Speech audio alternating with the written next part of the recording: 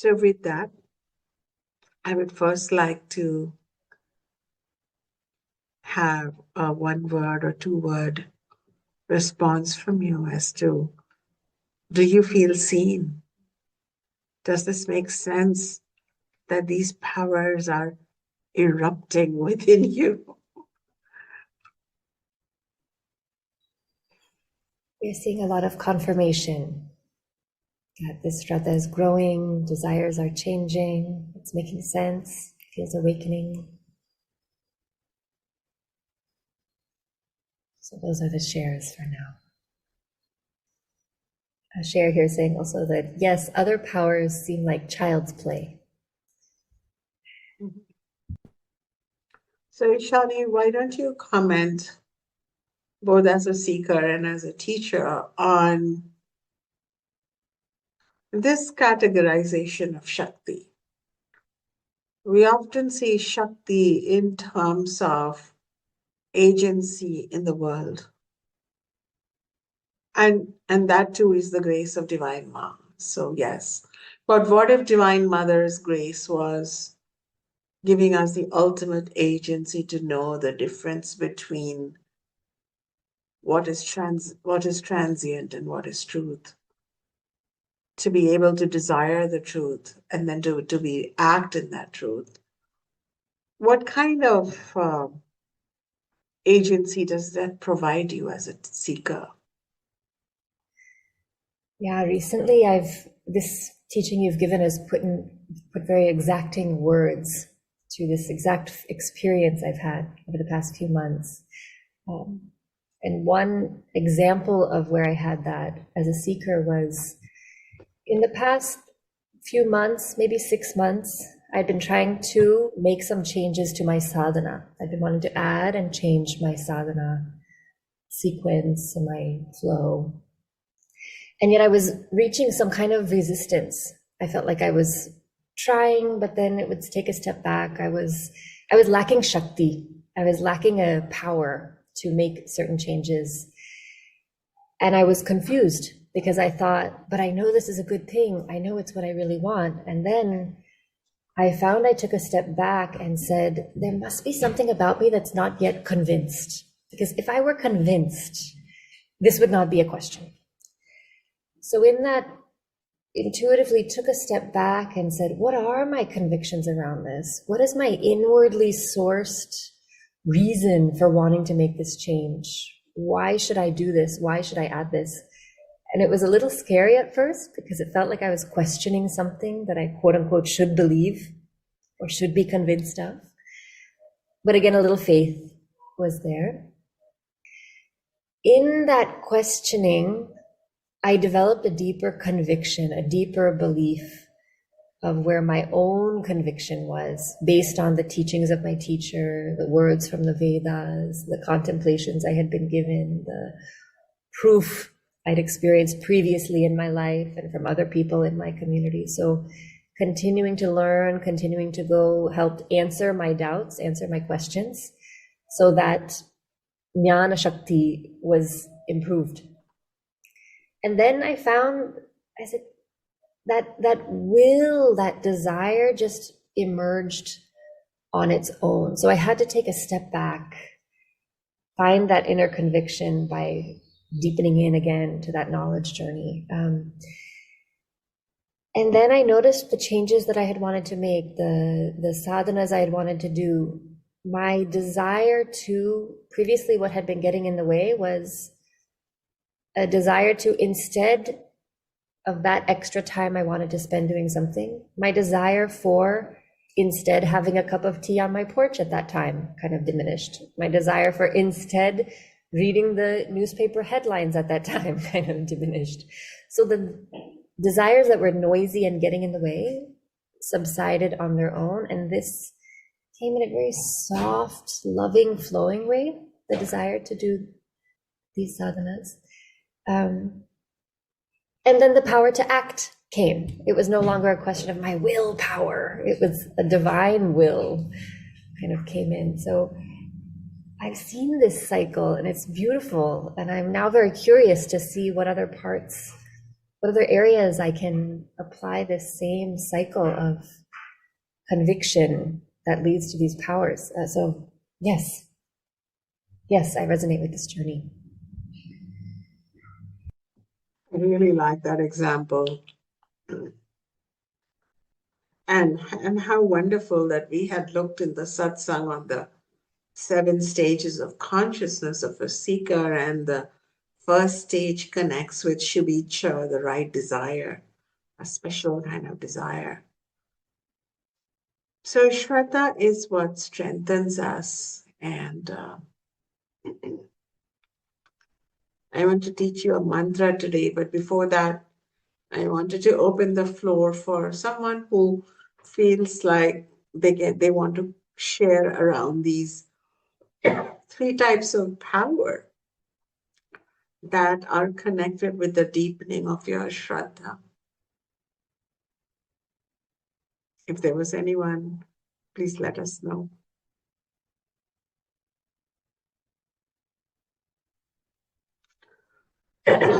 Jason, I see your raised hand. Why don't you join us? Good evening, dear master. So good to see you again. Yeah. Fima, what you're saying so resonates with me. And I was telling Ishani last time that when I wake up in the morning, the first thing I do is I follow some of the mantras that you've told us to do. Like, I raise my palms, and and so forth, and do all that. And then I ask Shraddha or God to just fill me with his or her presence, or just let me become part of his or her entourage. Let me be part of that kingdom. Fill me up. Let me just, and it really makes me feel really, really good. And I just want to let you know that. The only thing is, and this is where I get sometimes a little bit like what Ishani said, sometimes I get wrapped up when I feel that way, I feel like nothing's going to bother me ever again. You know what I mean? Like I really feel it. But then sometimes I do get wrapped up in the foolish games that life throws at you, and stuff, and things aren't going my way on some issue. And then I get disappointed in myself that I wasn't able to maintain that feeling the whole day. But as you probably know, I have certainly made huge progress. So I'm just hoping I can keep going. And I guess no, but maybe I'm setting too high expectations. I mean, if I can spend an hour or I just feel like everything's great and nothing can touch me, and even if the roof fell down, I'd be okay. But I can't always maintain that. I don't know if other people feel that way, but I just wanted to tell you that. Yeah, great. And I think the practice of Shraddha here would be knowing that even when you're not feeling great, Ishvara knows that, dwells within you, and that you're having this human non-Ishvara, like feels like a non-Ishvara experience, but even that's there. And Shraddha practice includes coming back within your life. So I think this is a perfect segue into a tiny chant.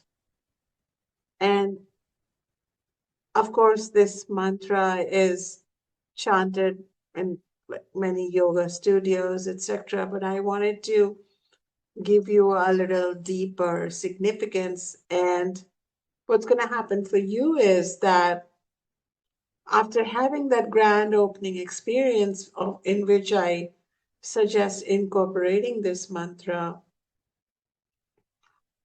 and if you just say it quietly to yourself a couple of times a day, you will once again have this inner portal open in the middle of a very kind of alienated existence. When we're just human, we're alienated. But when we are bhaktas, or when we are devotees, when we are disciples, we are not alienated anymore. We're not orphans anymore, struggling down here. We become connected in the divine play. So the mantra is Om Namo Narayana. Just say that simply. Om Namo Narayanaya. Om Namo Narayanaya. Om Namo Narayanaya. Om Namo Narayanaya. Om Namo Narayanaya. Om Namo Narayanaya. Om Namo Narayanaya. Very simple mantra. So let's look at the etymology of this mantra. Om. The moment you chant Om, now science has done all kinds of experiments. There are many sounds that vibrate different areas of your brain. But when Om is chanted, that part of your brain lights up, which leads to production of serotonin and relaxation response. And I was reading up a study on how Om leads to a reconfiguration or of the entire nervous system. So we're still at the level of the brain where I wanted to share that. But when you chant Om, you are literally touching that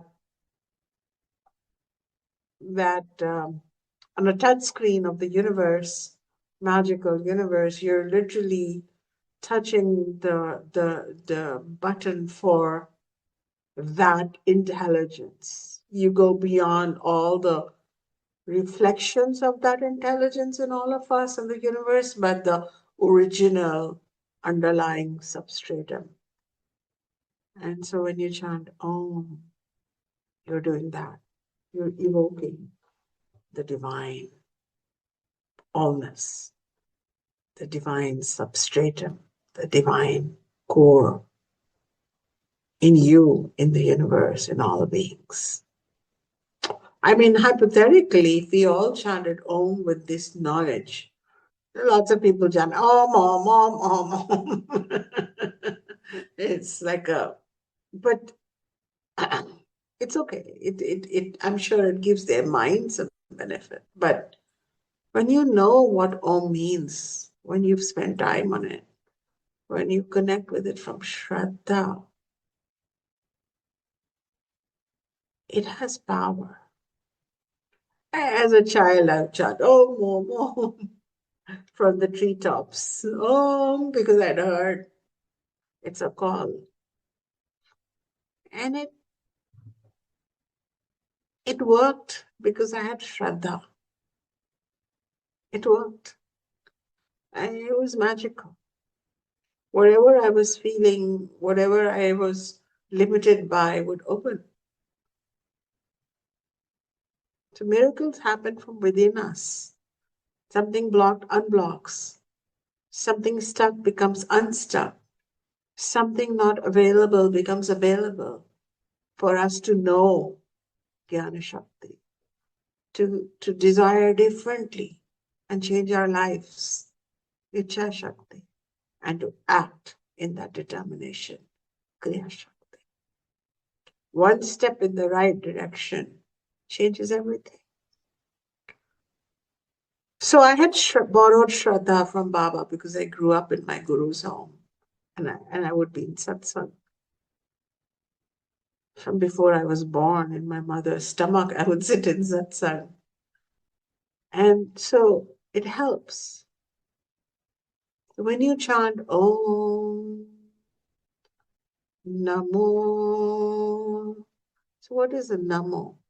The moment you chant Namo, you are putting your ego in a junior position to the creator, the cause, and the transcendent truth.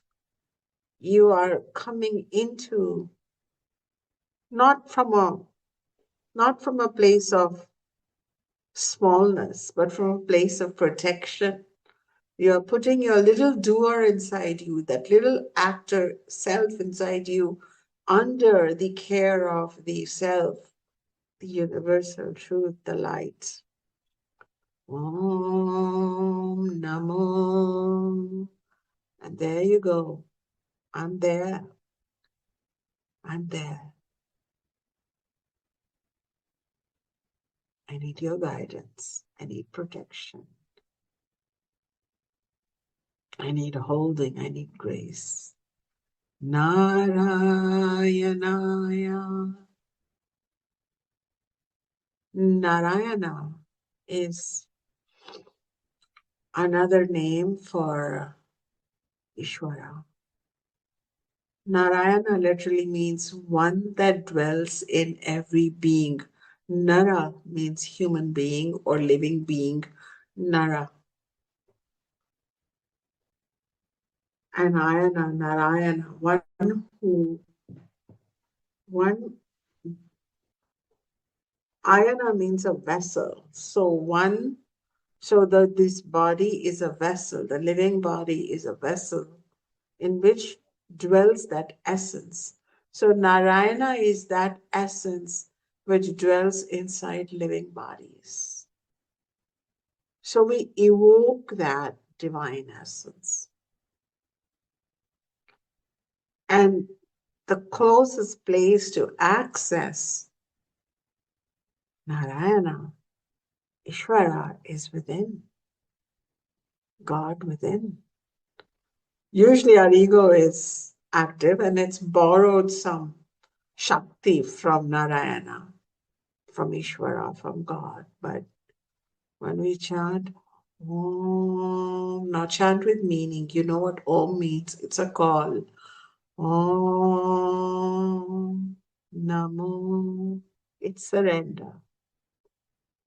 Narayanaya, to who? To Narayana.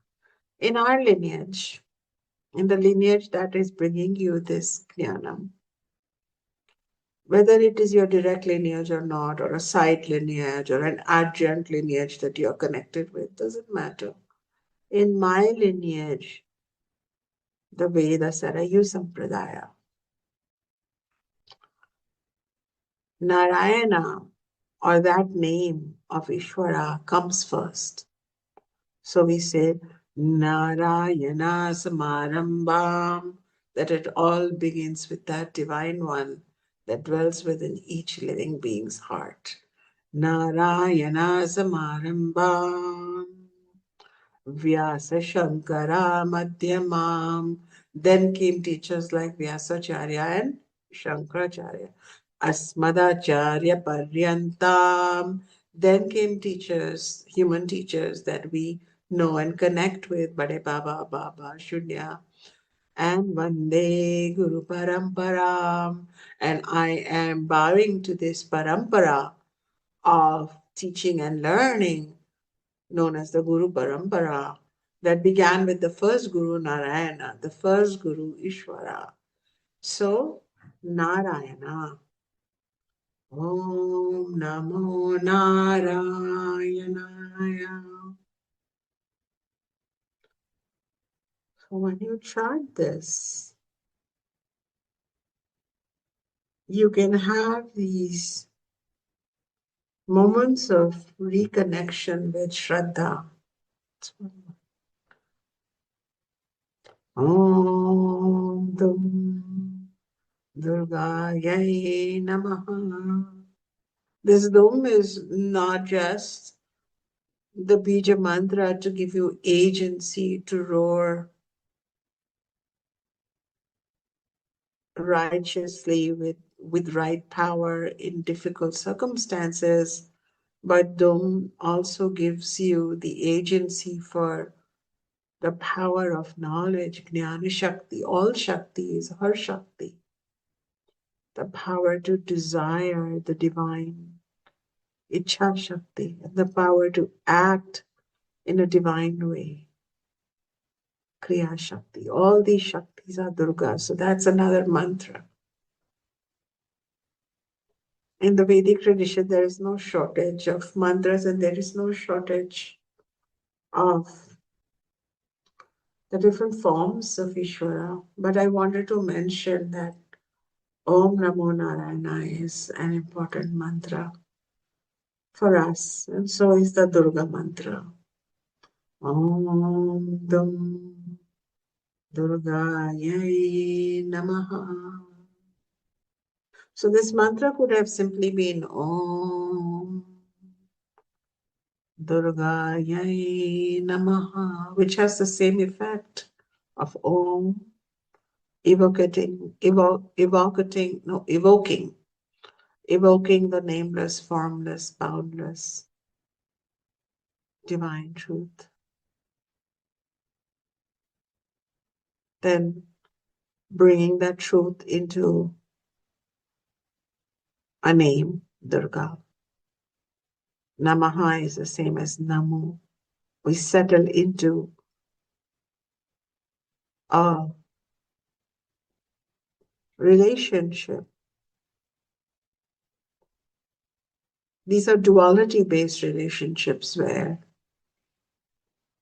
we put the ego on the receiving, benefiting end. These are not non-dual mantras because non-dual knowledge, it evokes Ishvara as Atma, and then beyond mantra there is silence. But we begin here. Bhakti Yoga is duality based. And it's necessary, even if you are a big advocate of non-dual knowledge. You cannot deny duality. You cannot deny that our ego lives here. And that is why being able to, we have to be like our teacher, our ancestor teacher, Shankaracharya. Shankaracharya is known as the father of non-dual wisdom. Without him, it's hard to interpret the Upanishads and the Gita. And yet he has spent myriad chants on Divine Mother. And there he becomes a child. There he becomes a lost soul in samsara. So people who don't understand this movement from duality to non-duality, because they want exclusive boxes. Tell me, is your God outside or inside you? Be clear. You confused people. It's not true, because Ishvara cannot be boxed. And so sometimes when we look at it outside us, we can slip into duality. When we feel like we are a part of it, we can go into special relationship or special dual, non-dual relationship. And when we close our eyes and find Ishvara as self, as Atma, then we go into non-duality. And as humans, we have every right to approach Ishvara through all these ways. So there's so much freedom. And freedom-based pursuit of Ishvara is not, just because it's not rigorous and fixed, doesn't mean it's like loose or doesn't have an intellectual position.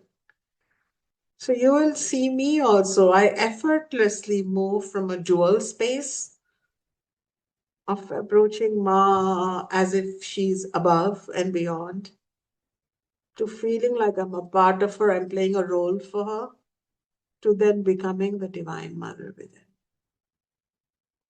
It's an effortless movement. Because of my Shraddha, my conviction that she is beyond, she is everywhere, and she's inside me. And this is some of the satsang teachings that I've provided in action. And because of this conviction, because of this Shraddha, when she's beyond and I'm standing in the temple of Rama or Sita or Lakshmi, I have tears because I see her come alive in a deity. I see her come alive in a waterfall. She's beyond. Then when I see her everywhere, then I see her in the difficult and kind relationships in my life. In the difficult relationships, I say that, oh, Divine Mother is testing me. In the easy ones, I say, oh, she's smiling at me. She's saying, yeah, you got this. Here's my reward for you. I'll be kind to you. I'll become your guru. I'll become your father. I'll become your friend. My kind relationships.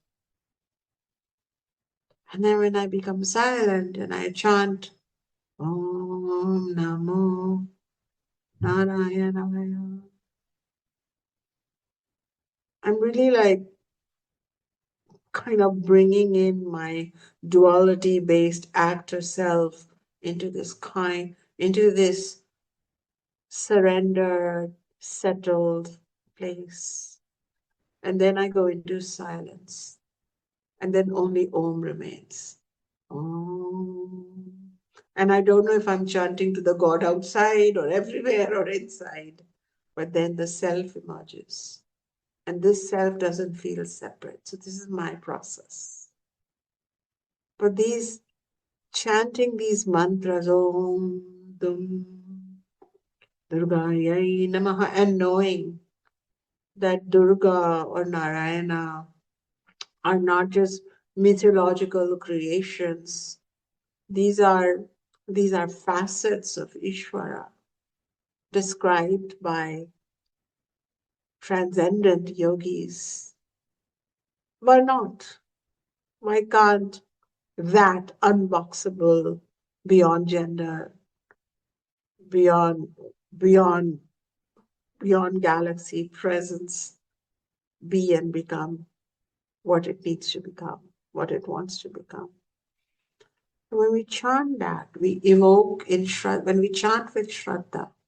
So when I say, don't say, Om Namo Narayana, I got to chant this 108 times. I'm going to go through this mala and I'm going to finish this for darn's sake, somehow, whatever it takes to finish this mala. Chant it just 5 times, but chant it with Shraddha, my children.